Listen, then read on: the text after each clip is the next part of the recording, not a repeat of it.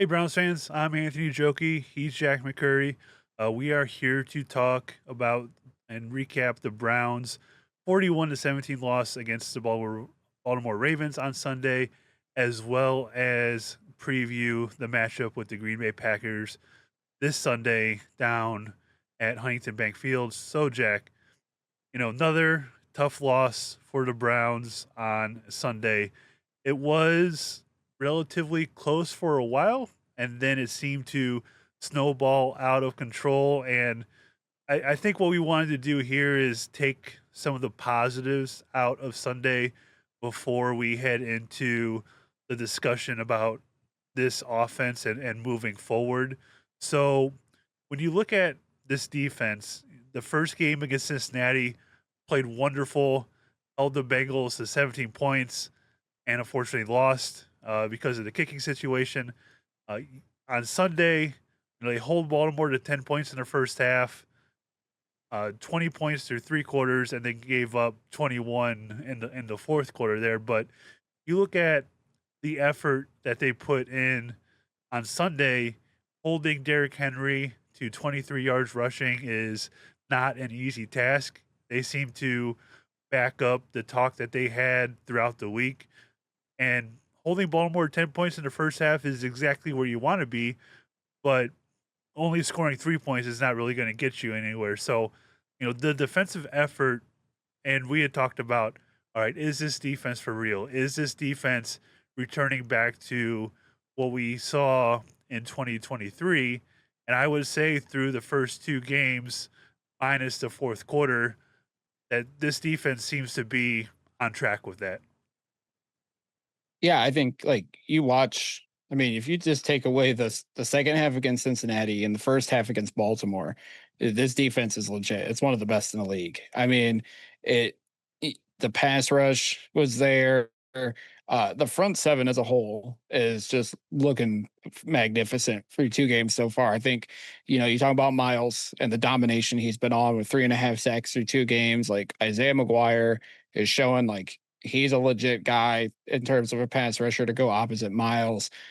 Mason Graham looked amazing on Sunday. Blew up a couple running attempts by Derrick Henry. Malik Collins generating pressure up the middle, and then Devin Bush is filling in pretty good so far through two games for JOK. And Carson Schwezinger had some bumps in the road in the second game, but overall he's looked good too.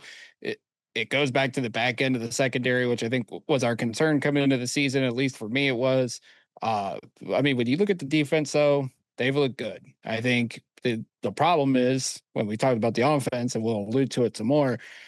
You got to play complementary football. If the defense is giving you opportunities and putting you in a spot to have some decent field position to try and go out and put points on the board, and you look at the second half against Cincinnati and the first half against Baltimore, and you score 9 total points. Like you're wasting precious defensive drives where they are shutting the opposing offense down, putting you in position to succeed, and they're not capitalizing on it. But there's a lot of positives to take away from the defense so far through two games. There's stuff that needs to get cleaned up, stuff that needs to improve, but the defense is going to continue to put this offense I'm going to say they're going to hopefully continue to put this offense in positions to capitalize and put points on the board.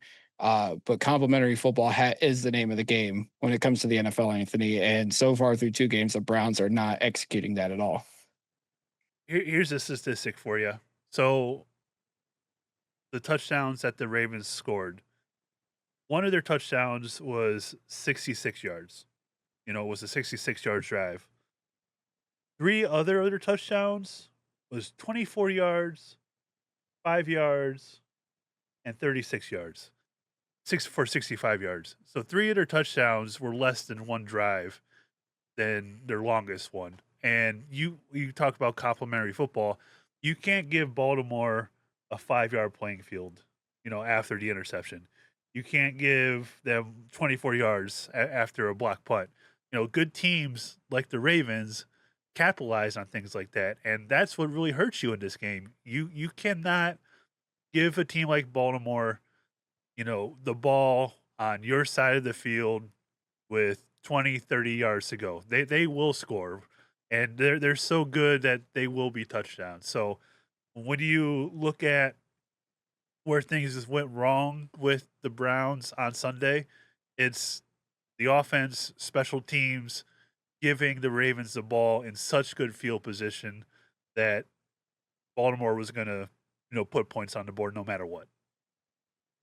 Oh yeah, when you're giving them short distances for that Ravens offense where they can hit you in a number of ways, especially, you know, having that threat of Derrick Henry and Lamar with in terms of running the ball. Granted, the Browns were able to do that and shut them down just like they said they would. But then the passing game, and we talked about the secondary, Cam Mitchell, that was one of the worst performances by a corner I've seen in quite some time, giving up 3 touchdowns, two to Des Walker. Um, and then and like Denzel unfortunately had to go in and out with cramps because of the heat, and you're relying on Greg Newsome to try to shut down Zay Flowers.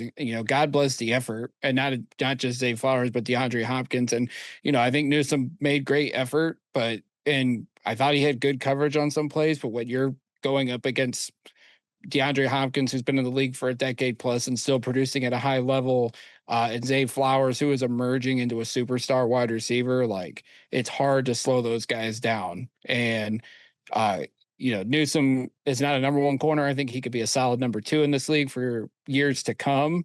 But then when you're relying on the likes of Cam Mitchell and Miles Harden, who again put up good effort, but just not good enough, like it's hard when it's a short drive like that and they just bite you. It, it's why we preach complimentary football. It's why Stefanski hates turnovers. And unfortunately, like when turnovers happen the way they did, and like a block punt, an interception, a fumble, what have you, like those mistakes it will just continue to kill you, and it just snowballed out of control, and it's put the game out of reach, unfortunately. Is this a point 2 weeks into the season where we need to have an honest discussion about special teams? It seems like this has been, uh, unfortunately, a sticking point over the last handful of years, but through the first 2 weeks, you miss a field goal, an extra point in week 1, which cost you the game. Uh, Smith, was able to make his field goal, an extra point, on Sunday, which was definitely was a positive, but you had the block punt, and obviously that led to an easy Ravens touchdown. You know, what needs to happen with special teams? Is this replace a coordinator situation already? Is this a growing pains with the new guys that they have brought in to play special teams? Like it just seems like this has been unfortunately a constant thing over the last handful of years. What needs to happen here? Because we already placed a special teams coordinator once under Stefanski, and is this something that we need to do a second time already? It makes you wonder because like Bubba came in with such fanfare, obviously being a former Brown, a highly regarded uh, posi- position coach or coordinator around the league. Like he was mentioned as a potential future head coach. And then we thought our special teams was going to take a step forward. Well, it's just outside of Bajorquez, who's killing it, and Sunday, gutted it out with an injury, and was able to get back on the field quickly. Like there's no plausible reason why special teams is struggling. Like, yes, there's times where, a GM will churn the bottom of the roster trying to find some depth, and then you're obviously sticking them out on special teams, hoping they can make an immediate contribution. And, Barry has done that at times. I mean, you go back to Sashi Brown, like they did that at times too, where they would just turn the bottom of the roster trying to find potential diamonds in the rough or depth pieces. But like the same guys are still here, kind of. Like, yes, we've got a new kicker, we got a new long snapper, but like I can't pinpoint like what the issue is. Is it the rule changes like with the kickoffs, and that's why? But I don't even see that as a struggle because outside of the Cincinnati game last year, we really pretty good in terms of special teams coverage from what I can recall. I'm not sure what the answer is. I don't know if firing Ventrone's really going to change anything because we thought that was going to happen when they got rid of Prefer. Like we thought that was going to the special teams was going to change, and it's the same thing. So I'm not sure what the reasoning is. I mean, we know the kicking issues are what they are, and they've been an issue, and it's not just under Stefanski and Barry. Like I think we traced it back all the way to before it was either before or right after D Podesta and Bear and Saji Brown entered the front office. So is it an analytical approach to special teams? Is it just we're not scouting that kind of talent the right way in the front office? So maybe that is a Barry issue. Is it a coaching issue? Who knows? Like you can't really pin it down on one solid thing as to why the special teams unit continues to struggle here. Yeah, it's really unfortunate because these things seem to constantly cost us points and field position, ultimately football games like it did against the Bengals. So this needs to definitely be a, have some sort of turning point for this season. I'm not sure, like you said, what that's going to be, but they need to figure out special teams because if it continues like this, it just these are all plays that you watch other games and there's really no issue. You know, Dallas had all the confidence in the world the other day that Brandon Aubrey was going to make that 64-yard field goal to tie the game and send it to overtime. You know, they made little effort to um, get better field position to try and kick that field goal. You know, it's just it blows my mind that other teams have that confidence to send them out there. And when you look at the Brown special teams, none of us have that confidence whatsoever. You know, we've talked about I would rather go for it versus kicking a punt or kicking a field goal. Like eh, granted, you know, when you get inside the 50-yard line, but I it's really an unfortunate thing because I feel like we watch these other games and there's really no issue at all, and we're sitting here questioning this in week 2 of the season already. So it's really unfortunate. But the other discussion that we need to have in terms of what we saw on Sunday and moving forward is the offense. So offense again, 2 weeks in a row, struggled to put a lot of points on the board. They only put up 10 points against the starting Baltimore defense. Dylan Gabriel came in late, you know, after things were out of hand, led the team down for a touchdown, and he'll be a part of the discussion here too. But when you look at this offense, Jack, they're having a really hard time getting the running game going. They're having a hard time getting the passing game going. The offensive line is a big part of this, but there's also the big part of it that is the mobility of Joe Flacco because Stefanski's offense seems to need to have a semi decent mobile quarterback in order to run to play action, run to bootleg, you know, roll out, all these kinds of things. And it just doesn't seem fair to ask Joe Flacco to drop back 40 times to throw a ball. And that's not really what this offense is built on. Yeah, I mean, one of the things in training camp that the people pointed out about Joe Flacco was the arm talent is there, but if you're asking him to extend plays with his legs, like it's not going to happen. Like the dude's 40 years old and he's slow. It was apparent on Sunday against Baltimore, trying to, even roll out on like a bootleg type throw, and it's apparent like he can't do that kind of stuff. Like he is the And drop back quarterback. and Oh, go ahead. he's been slow his whole career. He's not, you know, he hasn't lost his speed over time. Like he's had like one speed his whole career. So this isn't because he's 40 years old. It's just who he is as a quarterback. Yeah, I mean, but they just said he looks much slower than he did before. Because you got to remember, 2023. It's one of the highlights of that season was the play where he's running to his left after Quentin Williams smacks him in the head, and he's able to still get away and throw a dart to Jerome Ford against the Jets. And because I know, pretty sure you were there that night, the night that we clinched a playoff spot. Like that's one of the most memorable plays I've seen as a Browns fan over the last 20 or so years. Like, but it's clear like he can't move. Like, and is this going to be one of those things where he's going to look decent against a poor defense, and then the good defenses, he's just going to look like he can't do it anymore? And if this is going to be an up and down thing, then I think it's time we have a meaningful conversation about Flacco. But like, I didn't think we were going to have it after week 2, but here we are. But honestly, like he it's not just Flacco.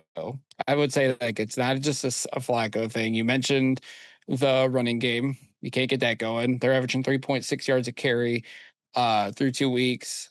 I reverted back to one of my concerns in the preseason was the offensive line. And, when you're rotating out tackles, you're saying it's because of the heat.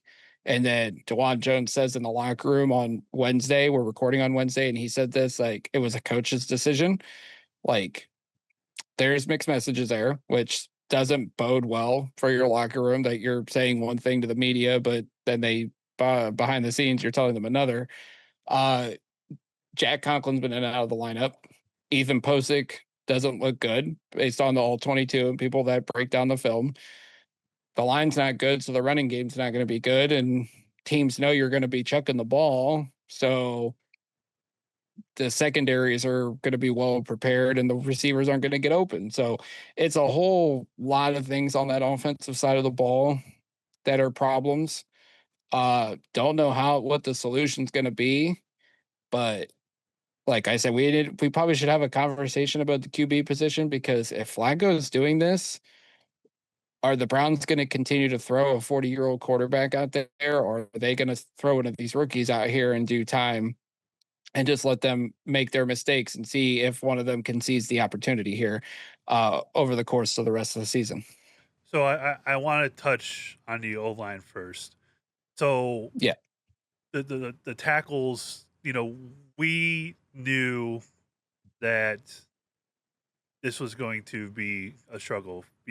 Jack Conklin has been unfortunately battling injuries the whole time he's been here, and you kind of just have to feel for him because he's toughed it out and has come back every time from it, and it just seems the weirdest things unfortunately happen to him, and we knew that this was going to be an experiment with Dewan at left tackle.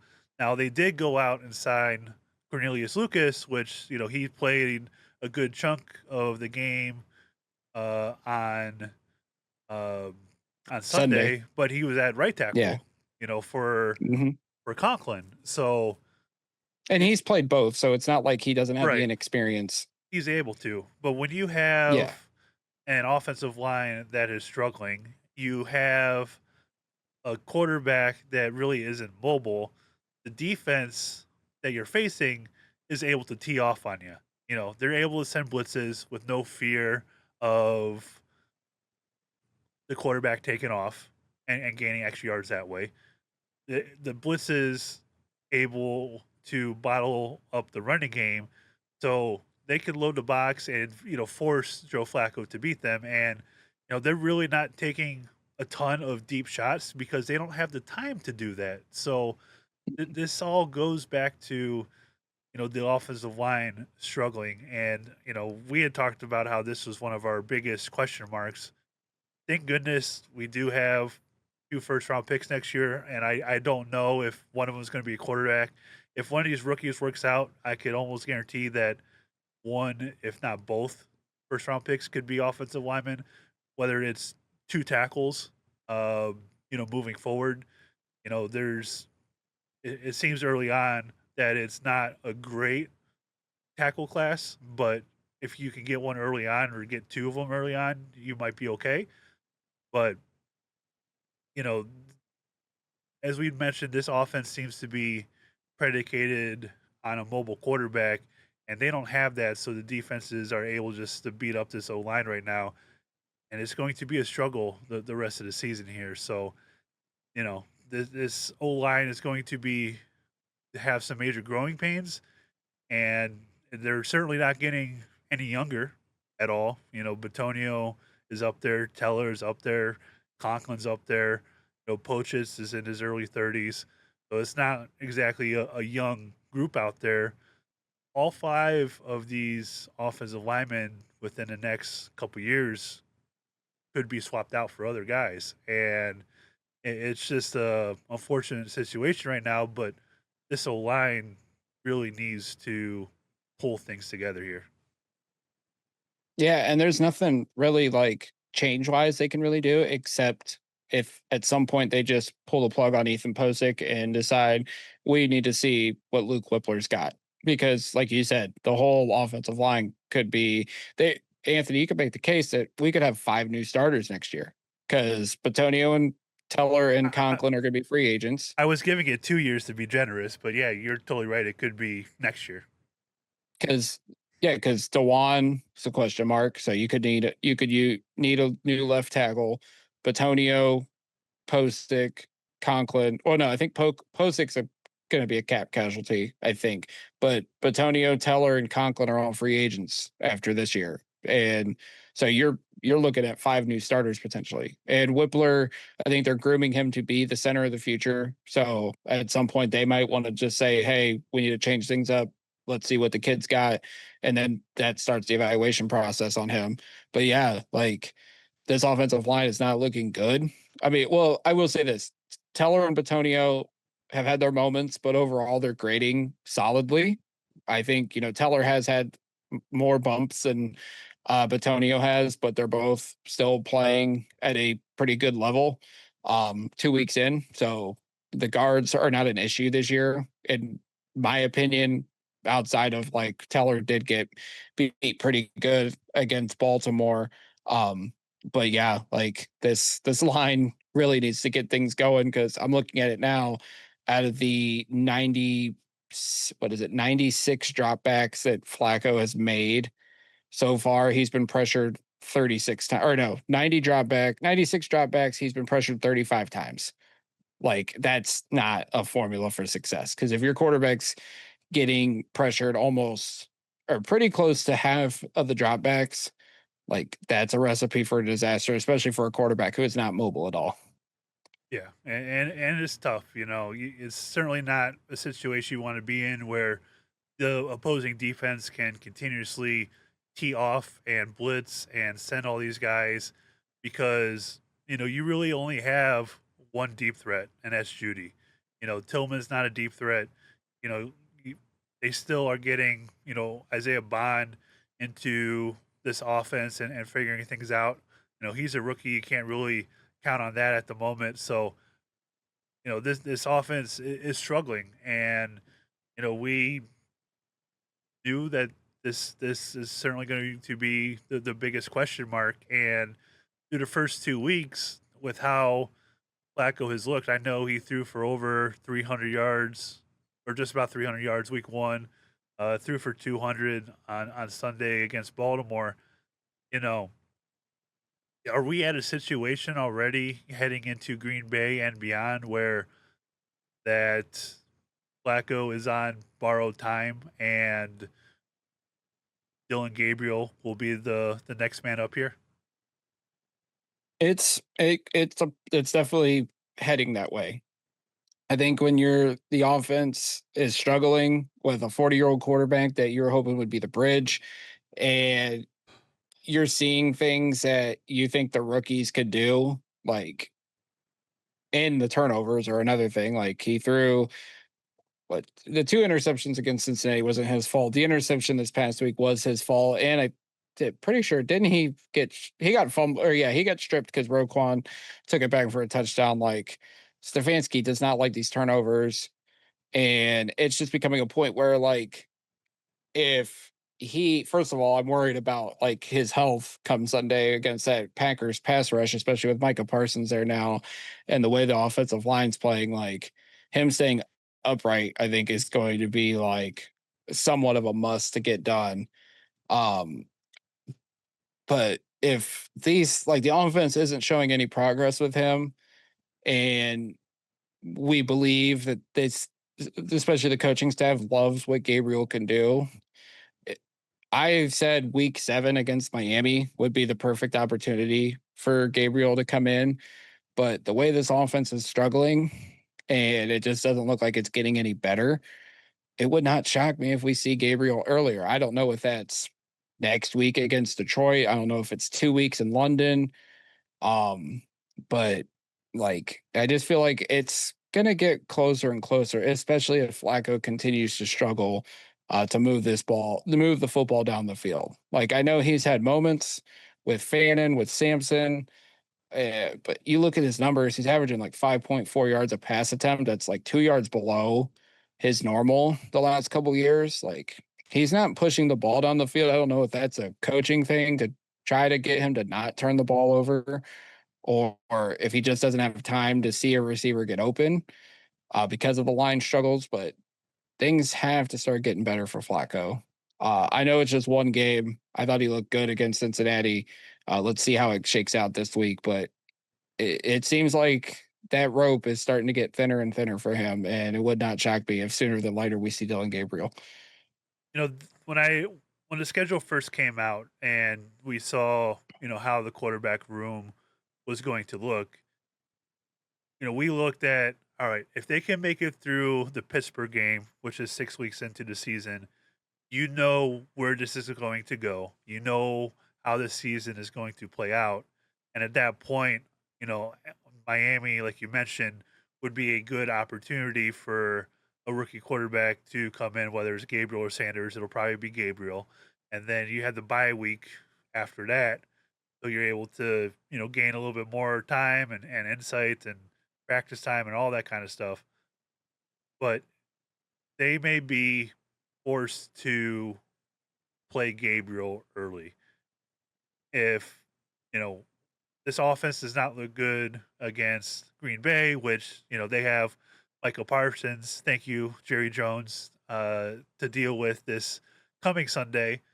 It's certainly not going to be an easy task for DeJuan Jones. And, if Conklin's able to go and maybe it's Lucas or Leviston or whoever the tackles are, certainly not an easy task to deal with.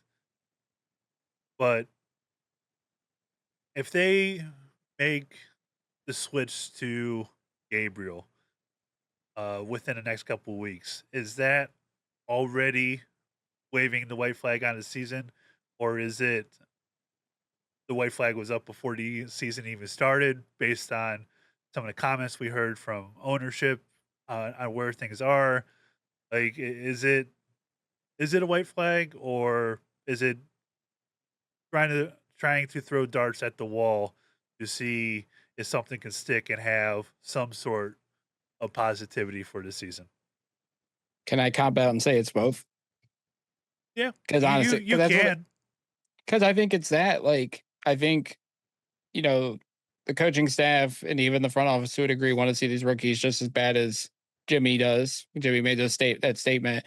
I think we all kind of knew that we'd see the rookies all at some point. Like, I think that's kind of what people want too. Because at the same time, it's like, yes, we love Joe Flacco, we love what he did a couple years ago, but I don't think anybody really was sold on thinking that the magic was going to be back again. I mean, we saw glimpses of it, obviously, week 1 against Cincinnati, but like you look back at what Joe did last year in Indy, like he put together some solid performances, but he was starting to show like that magic was not going to be like a full-time return to what he did for the Ravens in 2012 and what he did in other seasons for the various teams along the way. Like, I think we all kind of knew that at some point we were going to see Dylan Gabriel and uh potentially Shador Sanders at some point. So I don't know if I think it is kind of waving the white flag, but it's also like the coaches think that Dylan Gabriel can execute this offense and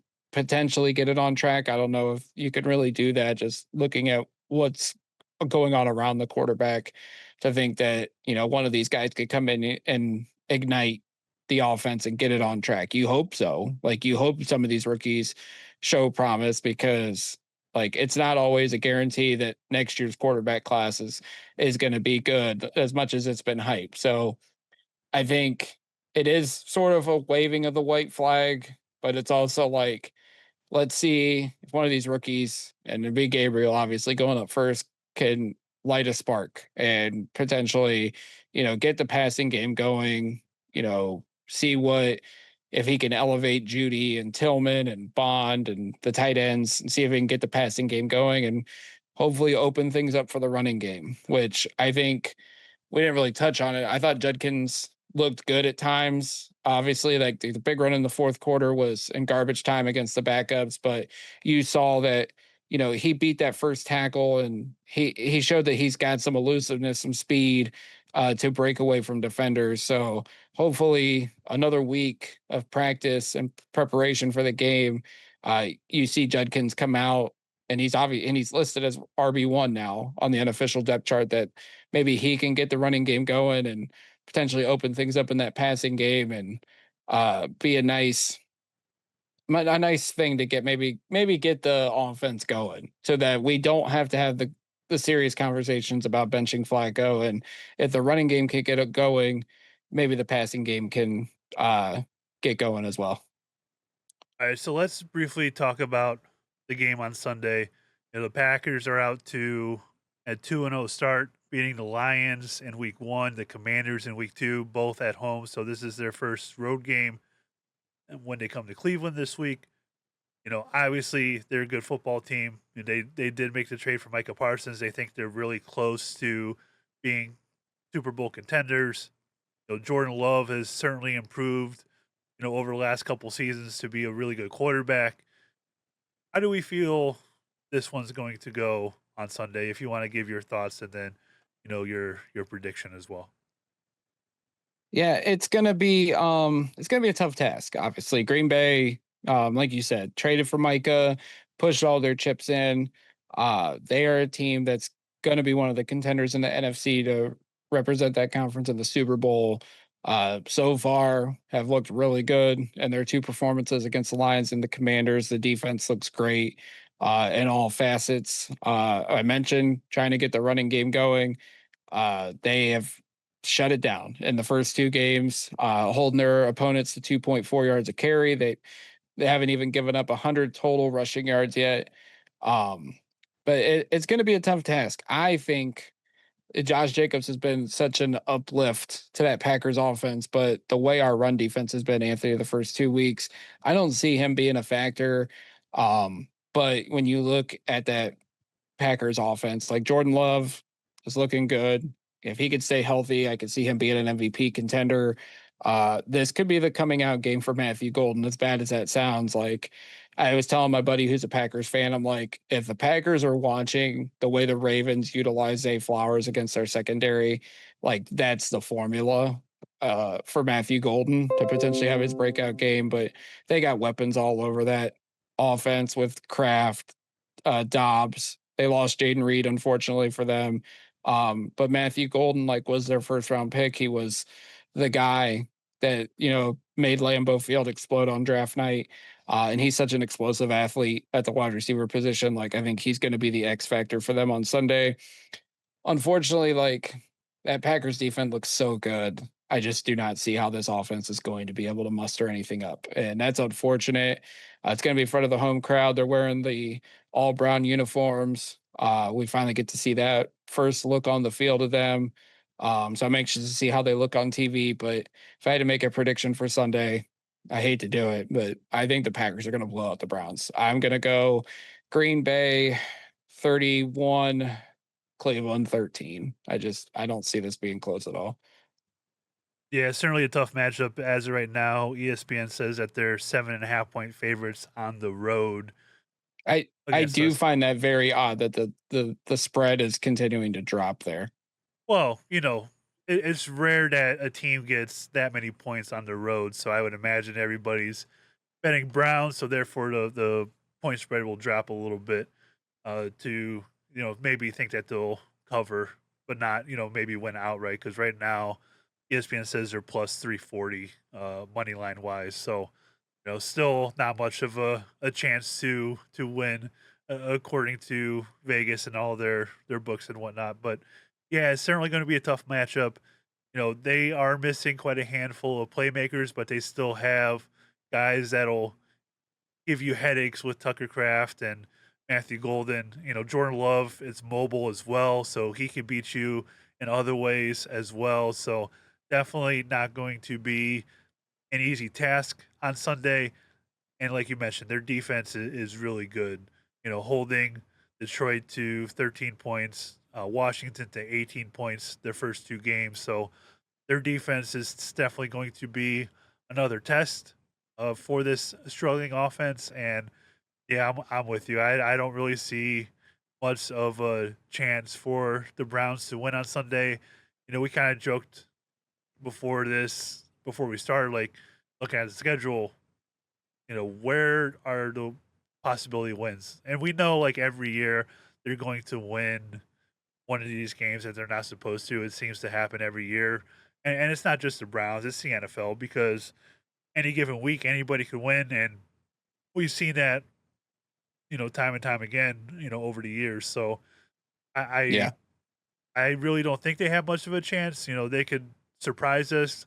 This defense can keep us. I feel like in just about any game, and you know, thankfully they are missing a handful of weapons because then you only really have to game plan for a couple to think that they're really going to beat you. But Jordan Love is good enough that one of the lesser known guys can hurt this defense certainly. So I'm with you. I think the Packers will win this game, and if I have to put a score on it, I will say 30 to 20. A good, definitely covering the spread score, and I unfortunately think it's going to be another long Sunday down at Huntington Bank Field while we're down there, but uh, that seems to be what is going to be the case for this season. So Yeah, unfortunately, it just seems like after Sunday, like the fan base was fed up, even though it was one game. And then obviously Monday night didn't make things much better for Browns fans. But yeah, this is a tough part of the schedule. Like I know there's some bright points about midway through and on the back end, but I just think like the beginning of this season and the teams we're going up against, like it's not looking like it's going to be a great start to the year. And unfortunately, Anthony, we've seen it time and time again. When things get off on the wrong foot, it tends to snowball out of control. But hopefully, it doesn't get to that. Hopefully, this team can piece together something here on the next couple of weeks and try to turn the fortunes around here for the team. hopefully, we would certainly want to see that, give us some excitement for this year because the way it's going, Jack, we are going to have to start talking draft by the end of September, which is not fun. And there's only 14 days left in September. Yeah, I mean, we basically have already been there. I know I've done a couple mock drafts already. I know a certain radio station around here has a college QB tracker, which I think is one of the dumbest things ever. But I know you got to get them clicks. But yeah, I mean, we're at the point now with they're 0-3. We might as well fire up mock draft Monday and start getting people familiar with some of these names that could be future Browns come next April. For sure, for sure. All right. Be sure to give Jack a follow over on X at JackMcCurry08. Be sure to give me a follow at Anthony Joki, JOKI, the Dogland on every media platform, TikTok, Facebook, X, Instagram, all that. We certainly appreciate it. YouTube as well, which is where you're watching this. If you're watching, be sure to subscribe to the channel. We'll definitely appreciate it. With all that, we are going to get on out of here. And always remember, go Browns. Go Browns.